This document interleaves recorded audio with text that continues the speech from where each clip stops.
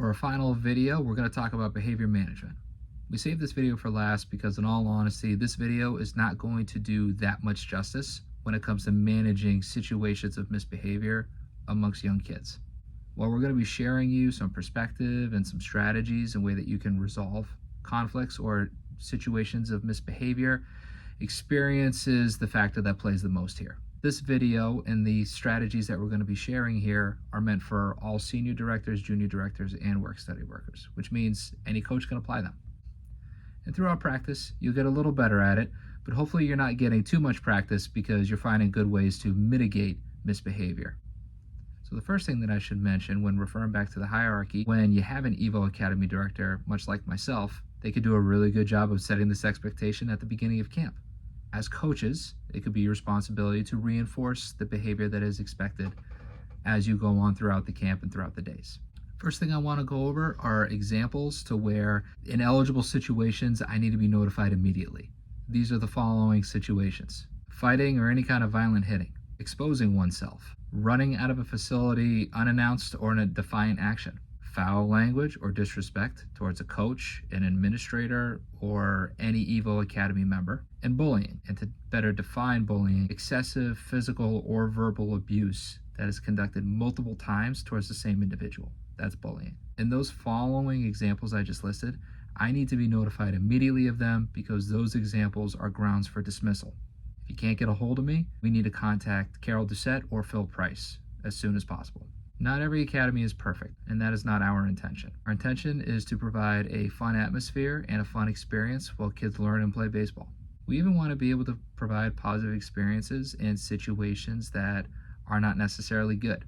Kids are kids, they make mistakes, no one is perfect. So even when bad situations occur, we still want to provide a positive experience. For these reasons, if you could turn something into a learning experience, there's growth for everyone that's involved. And also, they're going to remember their experience that they have here. And they'll even remember the bad situations and how coaches handle them. If we handle them the right way, that's another way that you can look good.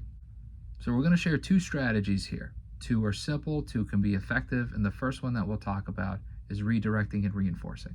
This strategy can be applied in all sorts of different ways. Whether someone is making negative comments towards another person, someone is not necessarily following the directions of a drill or an activity that a coach has laid out, or even if they are becoming a distraction at any point throughout the academy, applying a redirect and reinforce is very effective. Strategy sounds exactly what it's called, and you don't have to do this necessarily verbatim, but in the example, when you have a camper that is being defiant in the middle of an activity, you just redirect the behavior, meaning you let them know that this is behavior that's not expected.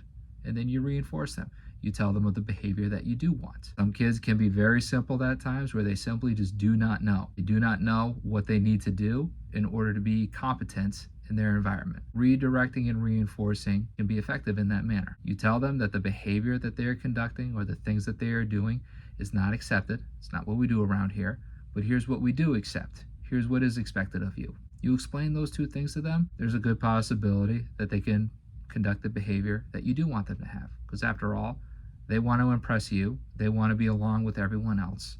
So if you tell them that, it could be easier for them to understand. Way too many instances where kids are misbehaving for the first time and they go right to a timeout.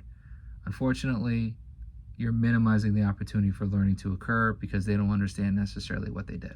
Sometimes redirecting and reinforcing could be used almost as like a strike one, strike two, or strike three type of rule, which means if the same behavior, if the same acts are being conducted after you've notified them, say 2 times, using the redirect and reinforcing, you may need to try something a little different. And explaining that to them could be just as effective. Telling that same camper, hey, this is the second time that we're talking about this. This isn't the behavior that we want. This is what we do expect of you. Usually by the 3rd time, you may need to try something a little different and tell them of that. This is when you have a great opportunity to tell them that they're going to take a little break and you just temporarily remove them from the activity that we're doing. In short, this is giving them a timeout without necessarily telling them that they're in a timeout.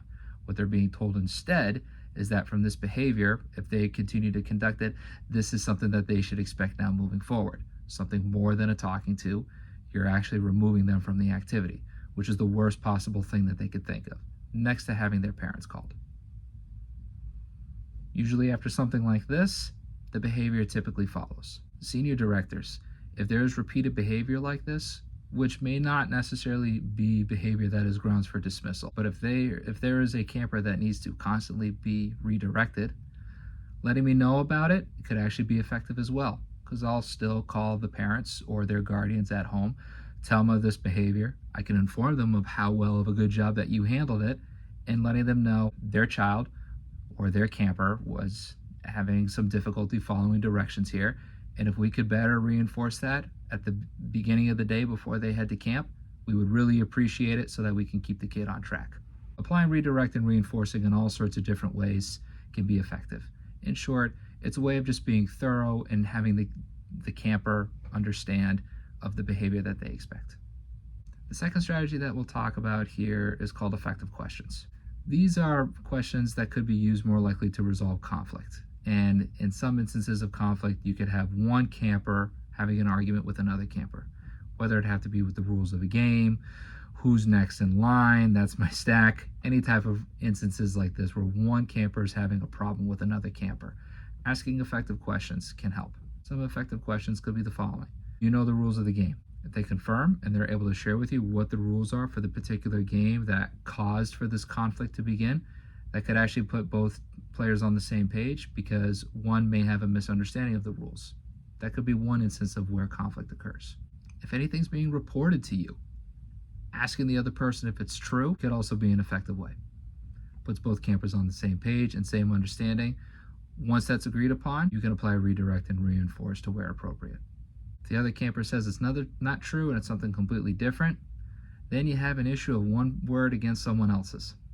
And when it comes to that, ask them the question of how we resolve this. Sometimes kids are really good at coming up with their own solutions. And if it's something that both the campers can agree upon, well, there you have it, problem solved.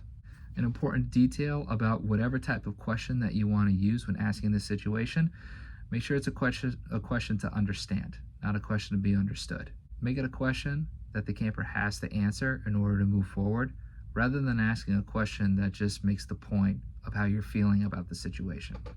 And to reiterate, all these instances that are most likely going to happen even after you have coaches and academy directors that set out expectations of behavior that we want our campers to do, there's problems that are still going to occur. Now, these are kids' problems, which seem very small to us, but they're very important to them. So we need to treat them like they are important.